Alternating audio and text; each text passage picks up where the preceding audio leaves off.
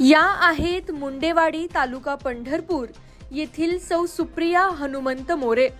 नुकत्याच आलेल्या MPSCच्या निकालामधून त्यांची मंत्रालयात महसूल सहाय्यक म्हणून निवड झाली आहे। सुप्रिया यांचं माहेर पंढरपूर तालुक्यातील गारडी। इयत्ता 12वीत त्यांचं लग्न झालं। सासरी आल्यानंतर पती हनुमंत मोरे यांच्याकडे त्यांनी पुढे शिकण्याची इच्छा व्यक्त केली। सुप्रिया लहानपणापासून हुशार असल्याने मोरे कुटुंबानेही त्यांना शिकवण्याचा निर्णय घेतला। लग्न झाल्यानंतर सुप्रिया यांनी ग्रॅज्युएशन पूर्ण केलं व त्यानंतर त्या स्पर्धा परीक्षेच्या तयारीला लागल्या। ही तयारी करताना त्यांना अनेक अडचणीही आल्या।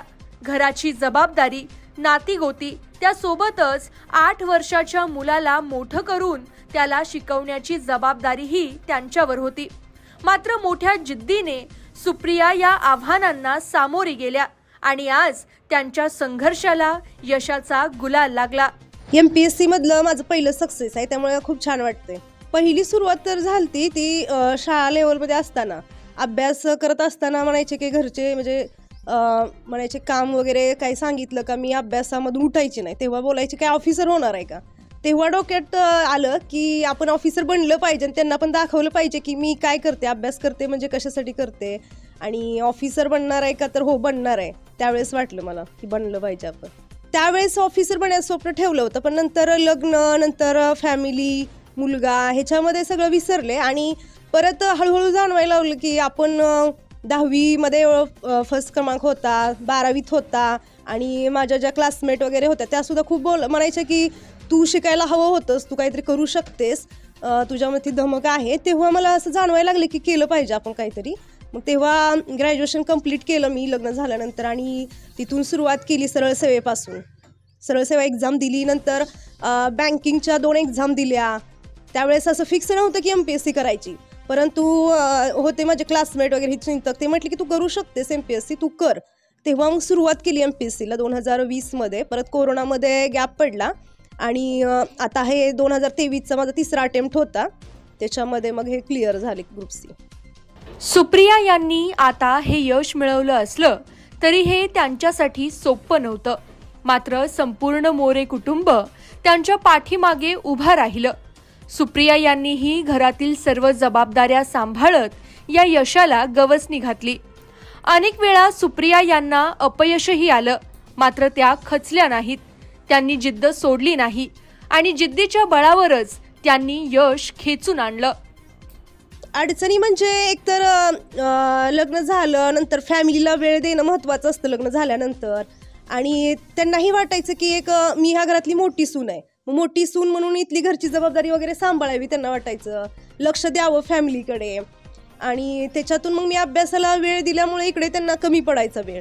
माझा मुलगा असेल, मुलगा सुद्धा आता 3रीला आहे आणि त्याच्यामध्ये त्याचा अभ्यास घेणं ह्याच्यामध्ये मी कुठेतरी कमी पडत होती। वाईट वाटत होतं की आपण सगळ्यांना वेळ देऊ शकत नाही, स्वतःला वेळ देऊ शकत नाही। पण एक टार्गेट डोक्यात ठेवलं होतं की आपल्याला काहीतरी अचीव करायचं आहे, स्वतःच्या पायावर उभे राहायचं आहे, त्यामुळे तेवढंच गोल डोक्यात ठेवून करत गेले, त्यामुळे झालं सगळं व्यवस्थित। एकटी व्यक्ती जरी सुरुवात जरी केली मी एकटीने, तरी मी एकटी सगळं करू शकणार नव्हतेच। मला फॅमिलीचा सपोर्ट हवा होता तरच मी करू शकणार होते, हे पण माहीत होतं। माहेरच्या माणसांनी 12वीपर्यंत शिकवलं आणि तिथून म्हटले की तू शिक, तिकडं सासरी गेल्यानंतर तू शिकू शकतेस। त्यांना माहीत होतं माझी शिकण्याची जिद्द आहे, परंतु त्यांना वाटायचं की लग्न झाल्यानंतरही न शिकावं। मग त्यांना ते पण सपोर्ट देत होते की हां तिथून तुला वेळ भेटतंय, तू शिक, कर, ते बोलायचे आणि इथून पण सपोर्ट भेटल्यामुळे मी करू शकले। मुलीच्या आयुष्यामध्ये लग्न झाल्यानंतर जसा टर्निंग पॉईंट भेटतो, तो झाला माझा पहिला टर्निंग पॉईंट आणि हा आत्ता रिझल्ट आल्यानंतरचा माझा 2रा टर्निंग पॉईंट आहे। लाईफला वळण भेटतं म्हणतात ना, त्या पद्धतीनं माझ्या लाईफला वळण भेटलं इथून। अनेक मुलींमध्ये शिकण्याची जिद्द असते, मात्र परिस्थिती आडवी येते। अनेक लग्न झालेल्या मुली तर जबाबदाऱ्यांच्या ओझ्याखाली दबून जातात। त्यांना नवीन सुरुवात कुठून करावी हेच समजत नाही। अशा मुलींसाठी सुप्रिया एक यशस्वी उदाहरण म्हणून पुढे आल्यात। अभ्यासासाठी किंवा काही शिकण्यासाठी आपलं एज महत्त्वाचं नसतं कधीच। आपण एक ध्येय ठरवलं पाहिजे आणि कष्ट करण्याची तयारी ठेवली की सगळं होऊन जातं। मग त्याच्यासाठी आपण एज कधीच मध्ये आणायचं नाही।